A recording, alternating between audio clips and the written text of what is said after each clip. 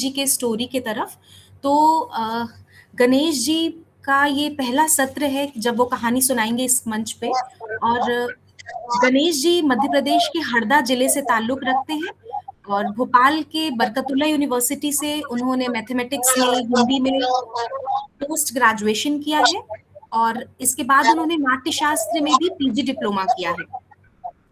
और लगभग 1 दशक से हरदा में वो रंगमंच भी कर रहे हैं, अलग-अलग रंगमंच के प्लेटफ़ॉर्म से जुड़े हुए हैं। और गणेश को पसंद है बहुत कविता, कहानियाँ लिखना और हिंदी साहित्य के अन्य विधाओं को भी वो लिखते हैं, पढ़ते हैं। अभी कुछ दिन पहले ही उन्होंने एक कविता संग्रह है ज़िंदगी उधेड़-बुन, इस पे प्रकाशित हुई है उनकी और वो बच्चों के लिए भी बहुत सारी कहानी, कविताएँ लिखते हैं। अभी कुछ 7-8 वर्षों से गणेश हरदा जिले में ही एक स्कूल में पढ़ा रहे हैं, प्राइमरी के बच्चों के साथ काम कर रहे हैं, हिंदी विषय पे। और अभी लेटेस्ट में अगर हम बात करें तो वो बच्चों के मनोविज्ञान पर किताब भी लिख रहे हैं। तो गणेश जी बहुत सारी चीज़ें करते हैं, धीरे-धीरे हमें और भी पता चलेगा उनसे बातचीत करके और आज वो अपनी ही लिखी कहानी को सुनाने जा रहे हैं। तो over to you Ganesh ji. और आप सभी से एक बार रिक्वेस्ट रहेगा प्लीज़ माइक को म्यूट रखिएगा बाकी सभी साथी। जी। आप सभी को बहुत सारा नमस्कार। मेरी आवाज़ आ रही है, आप सुन पा रहे हैं मुझे? जी, जी। आप सभी को बहुत सारा नमस्कार और सुधीर जी को बहुत सारा शुक्रिया कि मुझे इस प्लेटफ़ॉर्म से जोड़ा है।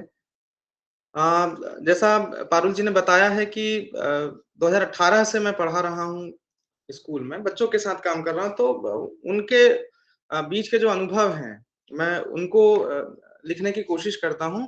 तो ऐसी एक कहानी है संघर्ष जो एक घटना है, एक बच्ची के साथ घटना घटती है और वो मेरे मेरे नज़र में आती है, तो मैं उसको एक कहानी का रूप मैंने दिया है। मूलतः वो एक घटना है, लेकिन मैंने उसको कहानी का रूप दिया है। और 2019 में मनभावनी ये लघु कथा संग्रह है, इसमें प्रकाशित भी हुई थी, नए पल्लव पटना का पब्लिकेशन है, वहाँ से। तो इन लोगों ने कुछ शॉर्ट किया था उसको, लेकिन मैं मूल कहानी पढ़ रहा हूँ आपके बीच। मैं शुरू कर रहा हूँ। दिसंबर 2018 की दोपहर थी। उस दिन हाड़ कँपा देने वाली ठंड पड़ रही थी। ऐसी हाड़ कँपा देने वाली ठंड में एक प्याली अदरक वाली गर्म चाय मिल जाए, तो शायद शरीर को थोड़ी गर्माहट मिले। कुछ देर बाद स्कूल के चपरासी ने मीठी मुस्कान के साथ चाय का कप लाकर थमा दिया। चाय पीने के बाद मैं बच्चों की उत्तर पुस्तिका पर अपने हस्ताक्षर करने में व्यस्त हो गया। उस दिन कमरा नंबर 8 में मेरी ड्यूटी लगी थी। उस कमरे में कुल जमा 30 बच्चे 3 कतार में बैठे हुए थे। मैं कक्षा 3 में नहीं पढ़ाता था, इसलिए वहाँ के सारे बच्चों से मैं अनजान था। परीक्षा के दौरान मैं क्लास में टहलकदमी कर रहा था, जो कि हर पर्यवेक्षक करता है। मैं आखिरी की बेंच पर जा पहुँचा। आखिरी बेंच पर एक लड़की बैठी हुई थी, एकदम दुबली-पतली, रंग सांवला। ऐसा लग रहा था जैसे मानो कुपोषण की शिकार हो। लगता था कि उसने कुछ दिनों से खाना ही ना खाया हो। आखिरी बेंच खिड़की से सटकर रखी हुई थी, जहाँ से ठंडी हवा ठंड को और बढ़ा रही थी। उस बच्ची ने स्वेटर भी नहीं पहना था। उसके हाथ-पैर काँप रहे थे। हर नए बच्चे से उसका नाम और उसके घर परिवार के बारे में पूछने की मेरी आदत थी, जो आज भी है। मैं ऐसा व्यक्तिगत पहचान के लिए नहीं करता था, वरन जब हमने बीएड की परीक्षा पास की थी, तब एक विषय केस स्टडी पढ़ाया जाता था, जिसमें किसी बच्चे पर गहराई से अध्ययन करना होता था, जिसमें बच्चे के माता-पिता, उनकी शिक्षा, परिवार, व्यवसाय, बच्चे के आसपास के माहौल और क्षेत्र का अध्ययन करना होता था। क्योंकि देश और विदेश के शिक्षाविदों का मानना है कि बच्चे के मानसिक और शारीरिक विकास पर इन सब का गहरा प्रभाव पड़ता है। लेकिन इन सबके विपरीत मैं मानता हूँ कि होनहार विद्वान के होत चिकने पात। आदतन मैंने उससे उसका नाम पूछा। उसने अपना नाम सुशीला बताया। मैंने फिर पूछा, क्या आप खाना खाकर आए या नहीं? तो उसने कहा, नहीं। मैंने पूछा, क्यों नहीं खाया? तो अमूमन बच्चे सुबह खा लेते हैं, फिर दिन में खाना नहीं खाते हैं। उसने कहा कि माँ ने खाना नहीं बनाया। मैंने अगला सवाल दोहराया कि माँ ने खाना क्यों नहीं बनाया? उसका जवाब था कि माँ को तेज बुखार है, वह घर में लेटी हुई है। मैं कुछ देर चुप रहा। फिर मैंने पूछा कि पापा ने खाना क्यों नहीं बनाया? यह कतई ज़रूरी नहीं है कि हर बार महिला ही खाना पकाए। कभी पुरुष भी खाना पकाने के लिए रसोई में जाए। तब उस बच्ची ने मेरे सवाल का जवाब देते हुए कहा कि पापा सुबह से दिहाड़ी पर निकल गए हैं। घर में कोई नहीं है जो कुछ पका सके। मारे ठंड के उसके हाथ और होंठ काँप रहे थे, आँखें नम होने को थी और वह कहती जा रही थी कि उसने सुबह से कुछ नहीं खाया, दुकान से बिस्किट खरीदने के भी पैसे नहीं हैं। यह सुनकर मैं सन्न रह गया, मेरा शरीर काँप रहा था। ठंड से नहीं बल्कि सुशीला की बातें सुनकर मेरा शरीर और ज़्यादा काँपने लगा। एक छोटी-सी बच्ची जो सिर्फ़ तीसरी क्लास में है, सुबह से अभी तक उसने कुछ नहीं खाया, माँ घर में बीमार लेटी हुई है और पिता सुबह से दिहाड़ी पर निकल गए। इन सब के बावजूद वह परीक्षा में चित्र के स्थान पर अपना भाग्य लिख रही है। ड्राइंग के उस आखिरी इम्तिहान में सुशीला भूखे पेट अपने सुंदर भविष्य के चित्र बना रही थी। उस चित्र में केवल उसका चेहरा ही नहीं अपितु देश का भविष्य भी दिखाई दे रहा था, जहाँ सुशीला जैसे होनहार बच्चे भूखे पेट हाथों में कलम थामे हैं। उसे मालूम है कि हाथों में रोटी न हो, लेकिन कलम होनी चाहिए। कल कलम ही रोटी का बंदोबस्त करेगी। सुशीला अपने अधूरे चित्र को पूरा कर रही थी। मैं उसके भविष्य की कल्पनाओं में बाधा नहीं डालना चाहता था। इसलिए अपने अंदर का गुबार और आँखों में पानी दबाए काँपते पैरों से चुपचाप वहाँ से बाहर चला आया। मुझे उस दिन सीख मिली कि संघर्ष के आगे भी संघर्ष है। उस छोटी-सी बच्ची के सामने संघर्ष भी बौना होकर संघर्ष करता दिखाई दिया। हम तो केवल अभावों का रोना रोते हैं, वास्तव में संघर्ष तो इस बच्ची का है, जिसमें किसी से कोई शिकायत नहीं, किसी से कोई शिकवे नहीं। अगर कुछ है, तो सिर्फ़ मेहनत और संघर्ष। उस साल के बाद मैं सुशीला से कभी नहीं मिल पाया। अब वह कहाँ है और किस हाल में है, मुझे नहीं मालूम, लेकिन जहाँ भी होगी, अपना भाग्य लिख रही होगी। शुक्रिया। बहुत सारा शुक्रिया, कहानी खत्म हुई। तो थैंक यू गणेश। बहुत ही सुंदर तरीके से आपने कहानी को सुनाया है और एक बच्ची की पढ़ाई के प्रति संघर्ष को दिखाती हुई ये बहुत बढ़िया कहानी लिखी है आपने। तो शुक्रिया। कुछ साथी हमारे जो बातचीत करना चाहें गणेश जी से।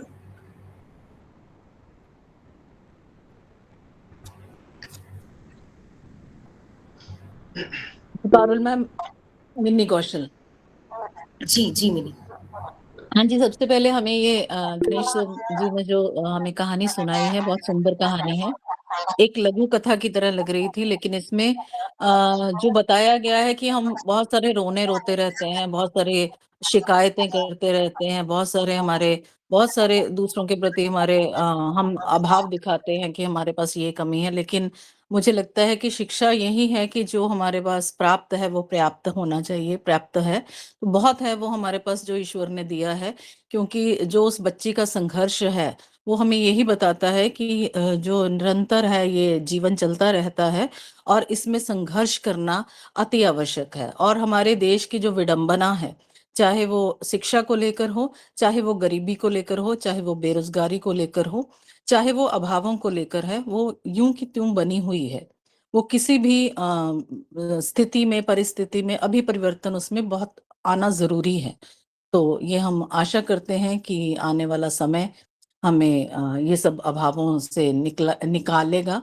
और मैं आशा करती हूँ कि जिस तरह से अभाव उस बच्ची ने सहे हैं, तो उससे संघर्ष वो करती रहे और अपने जीवन में सफलता प्राप्त करे। और धन्यवाद गणेश सर, आपने हमें ऐसी सुंदर कहानी सुनाने के लिए। Thank you. सरोज दहिया जी, आप अनम्यूट कर सकते हैं। हाँ जी, ये जो है जो आपने कहानी सुनाई है, ये ऐसा लगा जैसे उस जो भी परीक्षा हो रही थी, वहाँ हम भी आपके साथ थे। तो बहुत सी कहानियाँ ऐसी होती हैं, हम गुज़रते रहते हैं इन इन घटनाओं के पास से। ऐसी आम हम चाहे वॉक पे जाएँ, चाहे हम स्कूल में चाहे कहीं भी जाएँ, इस तरह की घटनाओं को अक्सर अनदेखा कर देते हैं, जो कि आपने नहीं किया और आपने उस पे कहानी लिखी, तो आप बहुत ही बधाई के पात्र हैं। और दूसरी बात ये है कि आप मतलब मिडल क्लास के लोगों से तो कितनों से हम बात करें, शिकायतें सबको हैं, लेकिन हल नहीं है किसी के पास। सभी वही है जी, ये हो रहा है जी, वो हो रहा है जी, ये सब है।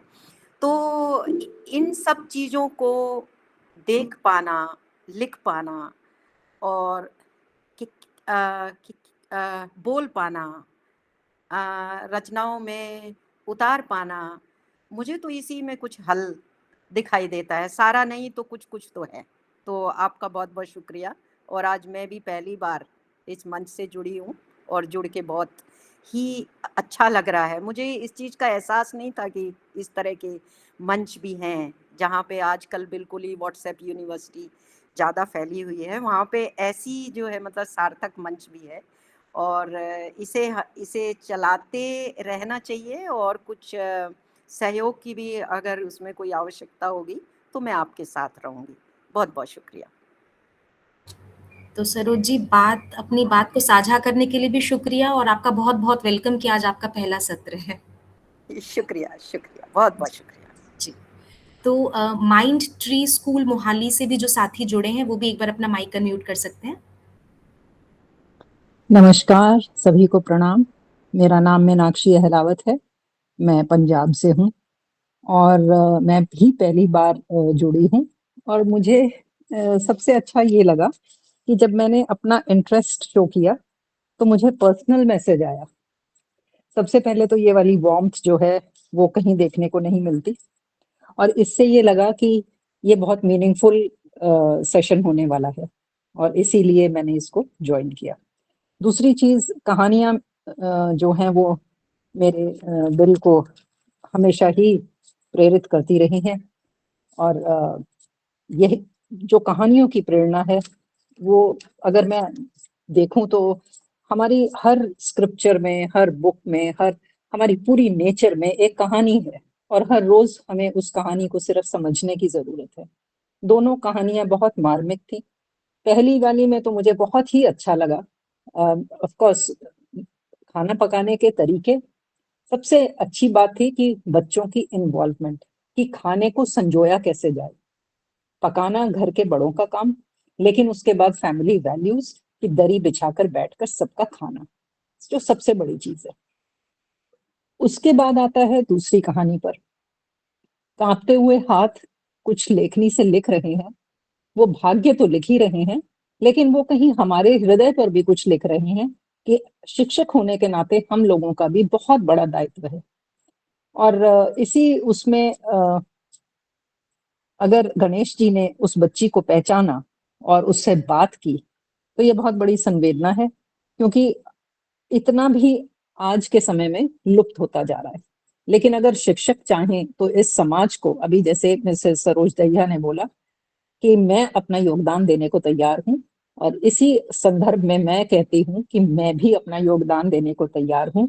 जो भी इन बच्चों के लिए बनेगा, शिक्षक होने के नाते मैं हमेशा अग्रसर रहती हूँ और उसी संदर्भ में मैं कुछ अपने इस समाज के बच्चों को शाम के समय अपना समय भी देती हूँ ताकि उनको किसी भी किस्म की पढ़ाई में दिक्कत, आर्थिक दिक्कत, ताकि उनके सबसे बड़ी चीज़ क्या है, घर में सब कुछ पैसा ही नहीं होता। आपका होना और आपका उनको समय देना ही बहुत बड़ी चीज़ हो जाती है। आप उनकी जैसे मैं मतलब हैं इस तरीके के कुछ बच्चे, तो मैं उनके घर तक चली जाती हूँ, उनके माँ-बाप को देखने के लिए, कभी उनके साथ उनको बुला के घर में खिलाने के लिए कि चलो आज खेलते हैं। तो उनको ये लगता है कि वी आर इंक्लूडेड और ये समाज अगर इंक्लूजन महसूस करेगा, तभी हमारा समाज बहुत सुदृढ़ होगा मैं अपनी वाणी को यहीं विराम देती हूँ। हार्दिक आभार और धन्यवाद। शुभ आशीर्वाद। थैंक यू अपनी बात साझा करने के लिए, और आपका भी बहुत-बहुत स्वागत है। आज आपका भी पहला सत्र है सहजीवन में कहानी के सत्र में। अर्पणा, आपने भी शायद हैंड रेज़ किया हुआ है। हाँ, जी। हाँ जी, बिल्कुल। शुक्रिया गणेश जी, आपने इस बच्चे की कहानी हमारे सामने रखी, और जब आप कह रहे थे कहानी, तो ऐसा लग रहा था कि वो आप एक फ़ॉर्मल तरीके से नहीं, आप बता रहे थे वो बात, और हम इमेजिन कर पा रहे थे वो बच्ची पीछे बैठी है, और वो जो उसके आव-भाव थोड़ा-सा समझ पा रहे थे, क्योंकि कहीं न कहीं हम देखते हैं इस तरह के बच्चों से हमारा वास्ता रहा है। कई सारे बच्चे याद आए मुझे भी, जिनके साथ काम हुआ है और जो जो ज़िंदगी का हिस्सा है अब। पर ले एक इम्पोर्टेंट बात जो आपकी है ये कि आपने डॉक्यूमेंट किया, आपने लिखा इसको। तो ये लिखना जारी रहना चाहिए। हालाँकि जैसे सुधीर जी मुझे बार-बार कहते हैं, तो मैं नहीं लिखती, तो ये है। लेकिन आप लिखते हैं, तो आप इसके लिए आपका साधुवाद, आपको बधाई कि आप लिख रहे हैं इन चीज़ों को, क्योंकि सब चीज़ें हमारे वश में नहीं होती कि हम कुछ बदल दें या कुछ बहुत ज़्यादा कर दें, नहीं। छोटी-छोटी चीज़ें हैं जो हमारे सामने होती हैं, हम उनको नोटिस कर सकते हैं उनको, जिस तरह से आप कर रहे हैं। तो आपकी कहानी जो है, मैं कैसे कहूँ पसंद आई या नापसंद आई, क्योंकि ये सच्चाई है। इसमें पसंद आने, नापसंद आने वाला कुछ है नहीं ना इस तरह से। तो ये सच लगी, ये कहूँगी मैं। जी। उज्ज्वल संस्कृति, आप हैंड रेज़ किए हैं, आप अनम्यूट कर सकते हैं। जी मैम, धन्यवाद बहुत-बहुत आपका।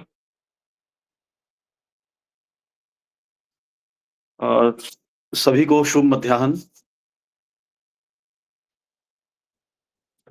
क्या मेरी आवाज़ आ पा रही है? जी, जी, आपकी आवाज़ आ रही है, क्लियर आ रही है। जी। मैम, जैसे मैं भी एक शिक्षक हूँ आप सबकी तरह, तो एक छोटा प्रश्न है कि जैसे मैं एक कहानीकार बनने के लिए या फिर एक कहानी लिखने के लिए एक विशेष उम्र या फिर एक विशेष समझ की आवश्यकता होती है, जैसे हमें लगता है। तो यदि हम बच्चों में ये चीज़ हम थोड़ा-सा विकसित करना चाहें, तो हम कौन-कौन सी तकनीक अपना सकते हैं इसके लिए? गणेश, आप इस पे बात अपनी रखना चाहेंगे? गणेश, अनिल जी, जी। बिल्कुल, बिल्कुल।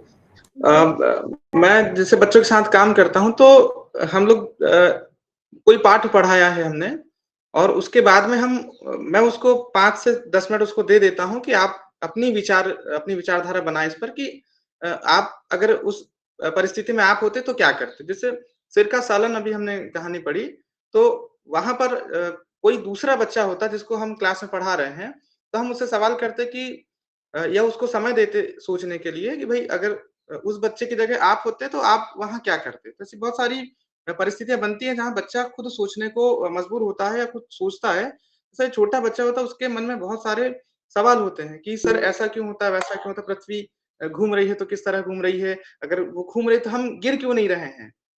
तो हम जब उनको सोचने के लिए समय दे देंगे कि आप सोच लीजिए और उस पर कुछ लिखिए, तो ज़रूर वहाँ से एक कहानी का निर्माण होगा, एक कहानी ज़रूर बनेगी। फिर हम उसको बाद में उसको एडिट करके और एक सही रूप दे सकते हैं। तो ये तरीका सही होगा मेरे हिसाब से, क्योंकि मैं इस तरह के प्रयोग करता रहता हूँ कि हम उसको समय दे दें और एक एक टॉपिक भी दे सकते हैं कि भई इस पर आपको कुछ लिखकर या सोच कर बताना है या बोलना है, तो वो ज़रूर मुझे लगता है कि ये प्रयोग सफल होगा। जी, सर आपका बहुत-बहुत आभार। मैं इस प्रयोग के साथ संबंध रखता हूँ। वैसे मैं जी। प्रयास करता रहता हूँ, बच्चों को ये कार्य करवाता हूँ, ऐसी बात नहीं है। कोई और अगर जैसे आप थोड़ा-सा और अच्छा कार्य कर रहे हैं इस विधा से संबंधित, तो यदि कोई और टेक्नीक हो अपने पास, एक आध कोई और हो, तो यदि आप साझा करें तो बड़ा अच्छा लगेगा। पारुल जी, मैं कुछ कहूँ इस पे? हाँ जी, आपके बाद फिर ज्योति जी, जी, कह लीजिए। हाँ, तो इसमें एक चीज़ ये होती है कि बच्चों के लिए जब भी अक्सर लिखा जाता है ना, तो उसमें बड़ा शुरुआती दौर ये रहा है कि उन्हें कुछ न कुछ सिखाना है। और ये कुछ ना कुछ सिखाने की जो भार है वो कभी कभी रचना की पीठ पर इतना ज्यादा हो जाता है कि रचना हिल जाती है और उसमें से मजा चला जाता है। अ, अगर अगर देखा जाए जो कहानियां दिलचस्प लगती हैं, मजे की लगती हैं, उसमें कुछ ना कुछ खुराफात और शरारतें होती हैं। बच्चों को आप छोटी एक एक्सरसाइज ये दे सकते हैं कि मेरी यादगार शरारत, उसके ऊपर एक पेज लिखो, या कोई मैंने शरारत की हो जो जो जिसके बारे में मैं लिखना चाहता हूँ, तो उस तरीके का एक छोटा पेज दे सकते हैं। या आप दे सकते हैं किसी जानवर की डायरी, चूहे की डायरी का एक दिन। इस तरीके की चीजें जो हैं वो दे सकते हैं। आप एकदम से बच्चे को उस तरीके की चीज देंगे कि गणतंत्र दिवस पे कुछ लिखो या 26 जनवरी की परेड में कैसा लगा, तो बड़ी लचर जो है रचनाएं, ऑफ सेट फार्मूले में बैठी हुई रचनाएं सामने आ सकती हैं। बाकी जो गणेश जी ने कहा उससे भी मेरी सहमति है। शुक्रिया सर। बहुत बहुत आभार, बहुत बहुत आभार महोदया। जी ज्योति। पारुल जी, बस 2-3 छोटी-छोटी चीजें जल्दी से। एक तो नुपुर जी के साथ अन्याय हो, मैं टाइम याद दिला रहा हूँ आप लोगों को, है ना? तो कुछ नुपुर जी की कहानी की बात भी कर लीजिए। दूसरा, जो अभी जो सवाल पूछा गया है, एक्चुअली वो इस मंच से बहुत रिलेटेड सवाल नहीं है, क्योंकि कुछ सवाल शायद हमें छोड़ने पड़ेंगे।